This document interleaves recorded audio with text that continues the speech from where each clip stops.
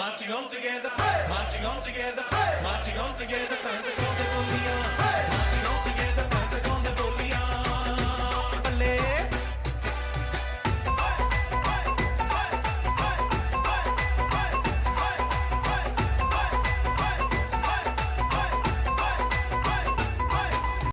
Hello and welcome to the Loco Leeds, a football channel with my official Facebook group partner Leeds Plus. It's Jinder Jade and welcome to episode 16 of the Fanview. And you can see on screen a YouTube extraordinaire, one of my favourite YouTubers and one of the biggest Leeds YouTube channel. One Leeds Fan, One Leeds Channel. Connor McGilligan is with me. Connor, how are you doing, mate? I'm just impressed by that intro. That was so calm, composed, and cool. That's better than anything I can do, mate. Yeah, I'm good. It's been a while, hasn't it? I've just Conor McGilligan's busy schedule.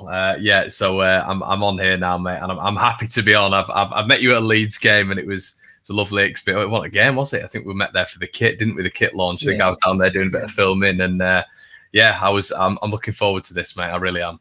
No worries. Thank you once again for giving us so much time here on this channel, mate. Really know that you're busy. So let's get straight into it, mate. Pascal Struijk, we appealed yesterday, which was Tuesday. We thought, yeah, it's going to happen now. You know, Harvey Elliott on Monday has said, it's okay. He wasn't malicious at all. And then bang, the FA comes in and says, Leeds United, who do you think you are? We've never helped you in the last 40 years. We're going to help you now. So Pascal Struijk's appeal, the red card is not rescinded. Your thoughts, Connor? Yeah, it's a shame, isn't it? I mean, we've got this. It's a huge game on Friday. If you just take the fact that Pascal's had a really good start to the season, for me, he's our best centre back. I just think he's so competent on the ball. I think he's so good through the transitions. He's very underrated, I think. So he's going to be a massive miss. Obviously with Diego being out as well, it's a double barrel shotgun, really, isn't it? I don't know if we're ever going to see Robin Koch ever again. Seems like that at the minute. He's not really started at Leeds. So yeah, it's a massive void at this moment in time, and I think it's sort of amplified by the fact that you're going to have Coops and Ayling going centre back. Who haven't had the greatest start to the season, so that is obviously the spotlight has been increased now on those two. So yeah, it's great to see Harvey Elliott coming out and essentially saying that it shouldn't have happened. I don't think, obviously, Radrizzani's come out today, hasn't he? He said, it's unfair and all that sort of stuff. And you've got to agree. I mean, he never went in with any malice. It's a freak accident, and it just shows now that apparently, if you make a tackle. And it could be any tackle. It could be a really simple tackle. It could be a tackle that doesn't endanger the opponent. But if there is a freak accident and if there is a freak then injury, then an automatic red card gets pulled out. And that to me makes no sense. Yeah, no, you've hit the nail on the head. I mean, it's like you can't tackle now at all. No. So you just, it's really, really hard for defenders how to put that tackle in. But you know what I feel sorry for, and not much of the media has actually talked about it, because Pascal Struijk is no seasoned professional either. He's a young lad. This must have taken mentally a toll on his, mental state as well, because he didn't intentionally, like you said, went in for Harvey Elliott. Nobody even knows who Harvey Elliott is. It wasn't like, I'm sorry to say. I only come about of hearing Harvey Elliott's name this season. So it wasn't like Pascal said, yeah, we've got to take this guy out. This is the lad. He's the John Barnes of Liverpool. We've got to get him out. It wasn't. It was just one of them things that now nobody said anything about Pascal. But I think, was it Marco van Basten and Ruud Gullit was said? I've been hearing that they've actually said that, because of Dutch connection. I don't know whether you heard that at all, Connor. Yeah. I think it was Van Basten, wasn't it? He came out and he essentially said that there's no way that is a red card. And I think everybody, and even sensible Liverpool fans, I mean, we've seen some absolutely. I mean, I don't really know how to describe it, to be honest, but we've seen some interesting things from Liverpool fans over the past couple of days. But overall, when you listen to a lot of the podcasting and you watch the YouTube videos, a lot of them are level-headed. And if you actually watch them in action, if they're watching the game, and obviously they do one of these, watch-alongs and all this sort of stuff, you actually see, the great tackle. I saw one today, the Anfield agenda. He turned around, great tackle. Oh no, Harvey Elliott's hurt. And he's just out. Listen, when you've actually got the player who's turning around not only once but twice on social media and saying, "Look, I feel for you, Pascal." And like you said, Jinder, I think the big thing is it's Pascal, because it's all been focused on Harvey Elliott, but Pascal is 20, 21 years of age. We're not talking, as you said, a seasoned pro here who's 29 and can deal with it, if you will. He's a young lad. He's not got a malicious bone in his body. He seems really quiet. So I mean, you're hoping he's okay. I mean, I saw he deleted his comments the other day. I mean, there's going to be scumbags on there sending him horrible things, I imagine. So yeah, I agree with you, man. I was really worried about him this morning. You got to spare a thought for him. Yeah. I mean, like I said, look, we can't do it. We've got to take it on the chin, and that's why, that's why Bielsa never really makes any sort of bones about, it's pointless going to the FA, going to the referees, whatever they do, we won't win in this situation. So let's put this to bed, but let's look at Leeds' form. And you know what? I watched yourselves on a couple of streams, and I thought you were fantastic on Joe. I mean, Joe's a great friend of ours as well, and you guys talked a lot of sense. And I think it is something that we need to talk sense, because we don't need to push the panic button just yet. You look at it, we played Manchester United. Pains me to say it, but they are a wonderful team. Yesterday, obviously, they got beaten, but get that one in there. It's nice to see that. Good. Sometimes the young boys are very, very good. Yeah, there you go. Yeah, fantastic to see. But look, Man U. Then we had Everton, and then we had obviously Burnley and Liverpool. 4 very, very difficult games. And the thing is, the bounce that you're looking for, if we flip it over to last season, we played Liverpool and then we played Fulham, which were our rivals, weren't they? It gave us that bounce, and then we played Sheffield United as well. So it gave a little bit of momentum. Okay, so Liverpool beat us, but then we bounced straight back with Fulham and Sheffield United. But we couldn't get that bounce back because the sides, Everton, have got a better squad than us. They've been in the Premier League, for 30, 40 years, I would say, but they have got money and they've spent it wisely, and they've done, they've got Rodriguez, who doesn't even get on their, reserve side. So you've got to look at it like that.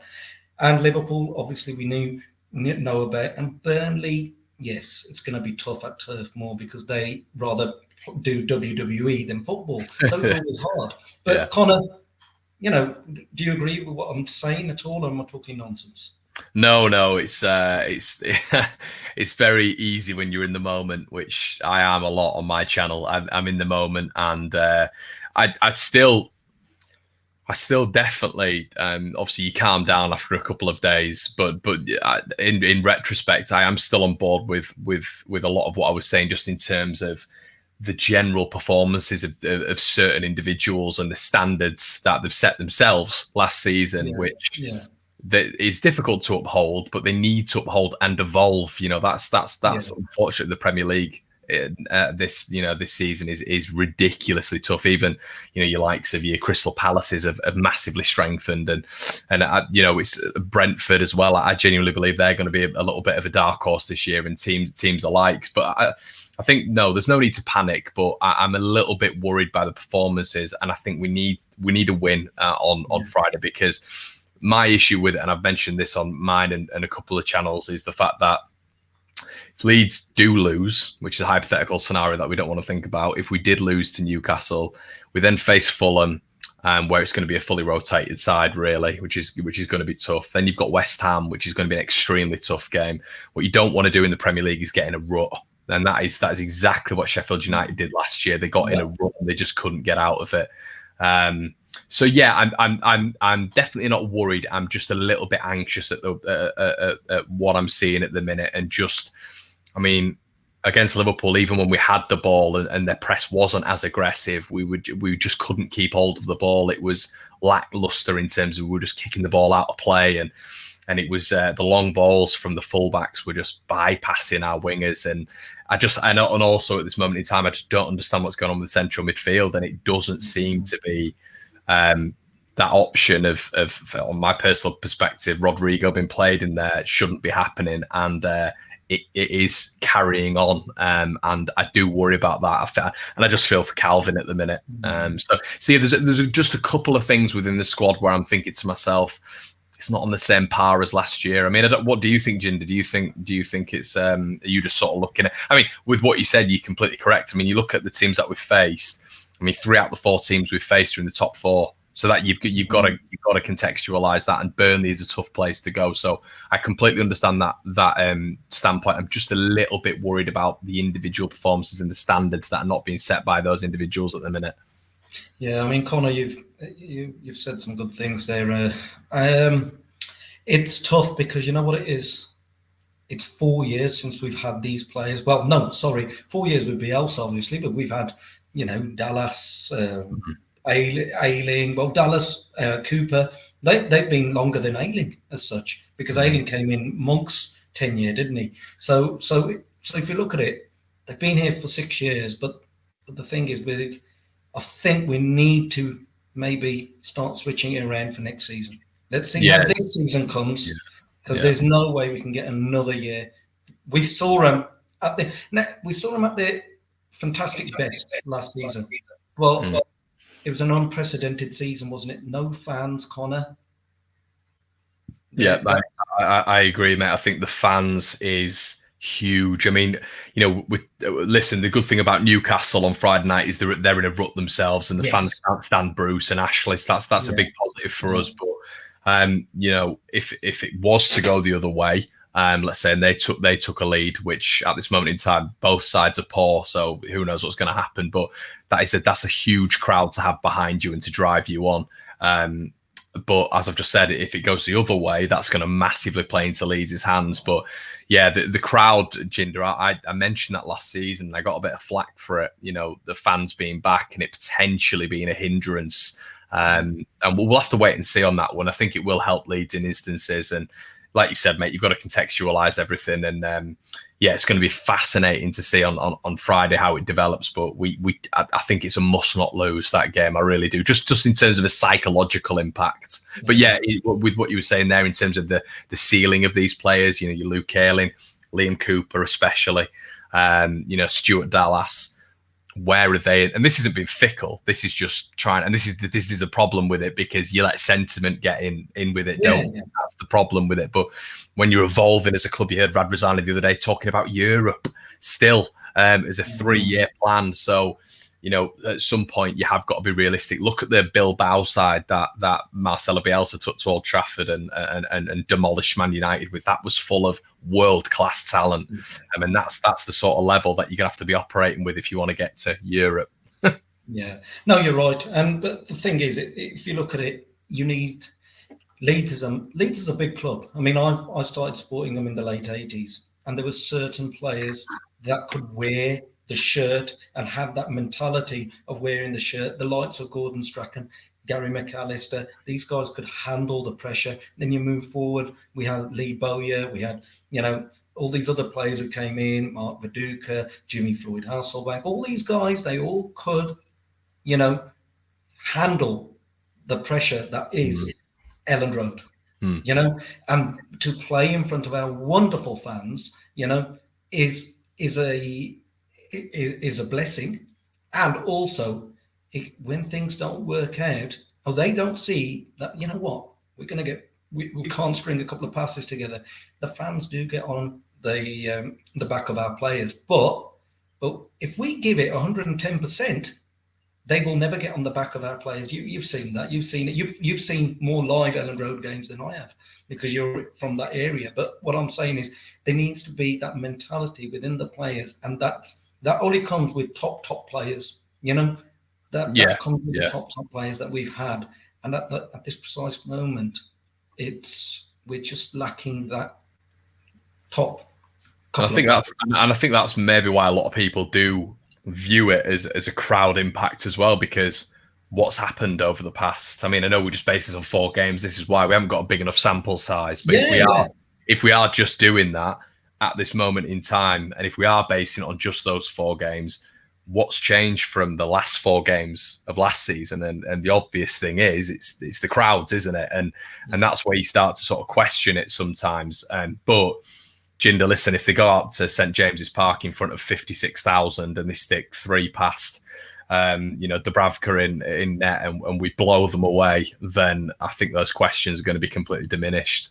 Absolutely. I mean, if you look at it, like we look at Rafinha as our star man. I love Rafinha. I think he's great.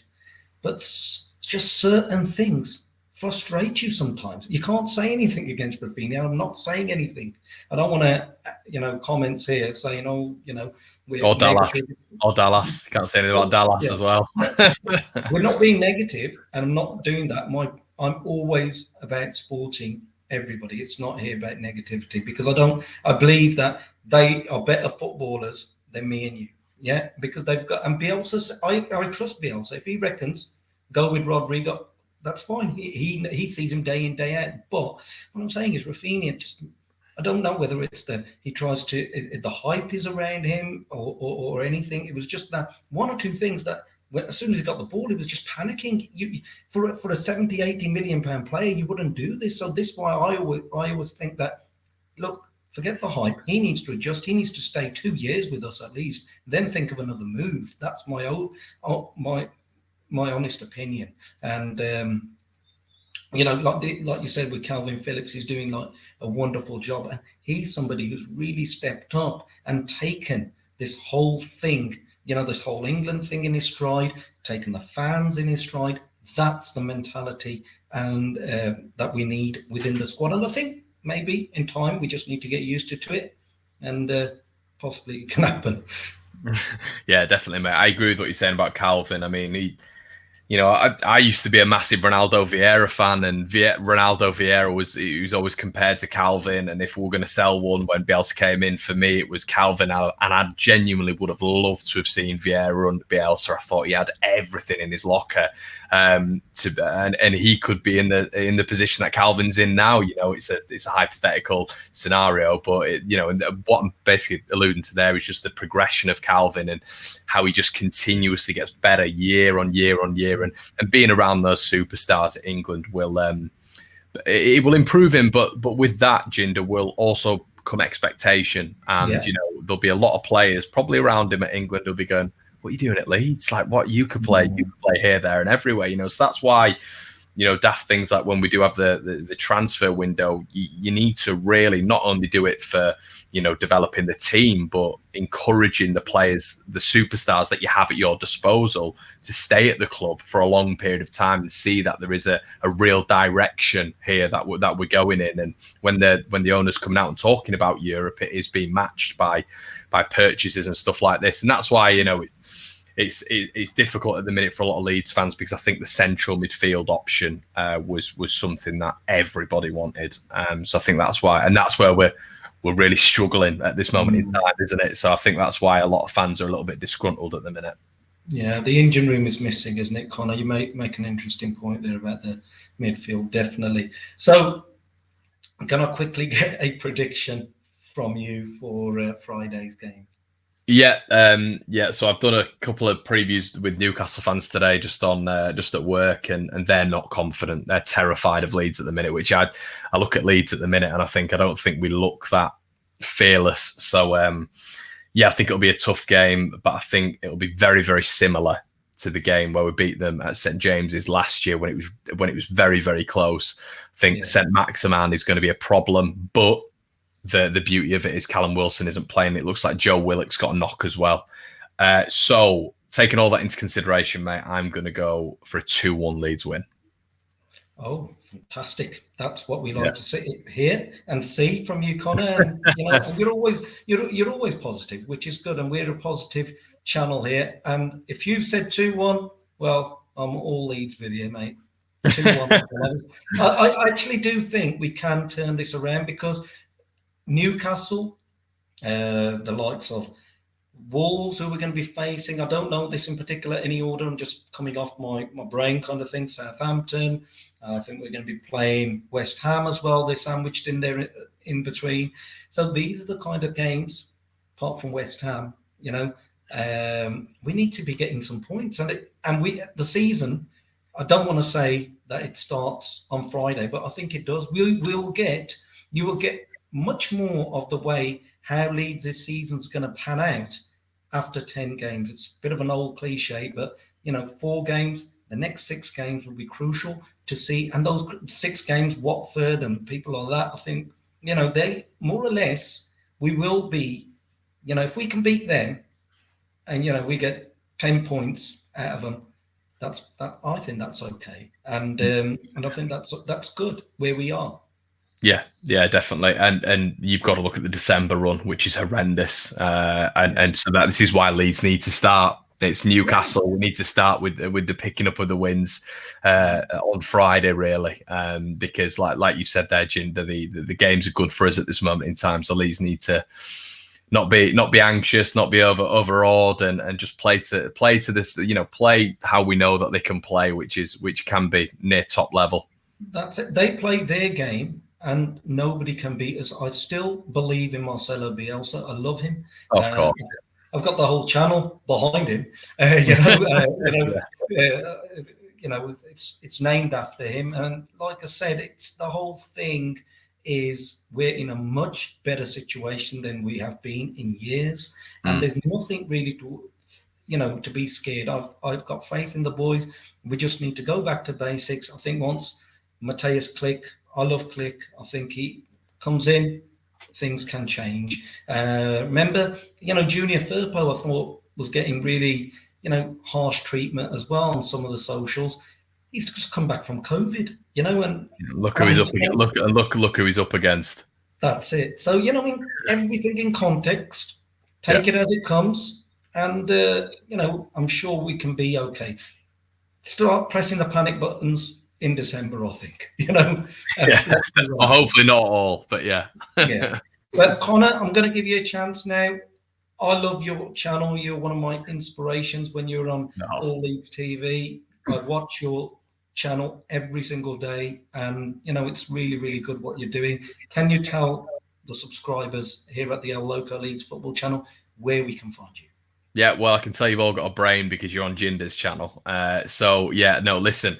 One Leeds Fan Channel, as you can tell by this stream with Jinder, a lot of dodgy opinions on there. So if you want to see my face, just go subscribe. It's I don't really know what it is, Jinder. I don't know how to sum up my content. There's a lot of Leeds bias in there, but I see myself as a bit of a realist. A lot of people probably see me as deluded, which is fair enough. That football is subjective on my channel. I'd say it's a fans forum because genuinely it's more about discussion. I bring up points, and I like the Leeds fans to get involved, and that's it really. It's a little bit of a summary of it, but go on over if you want to see some more discussion points around Leeds United. I love it. It's nice, fresh content. But listen, Connor, thank you so much for giving me your time and your opinions on the football. You're a very knowledgeable guy, so we'll love to see you again soon. But guys, I'm just going to leave the Fanview episode just there.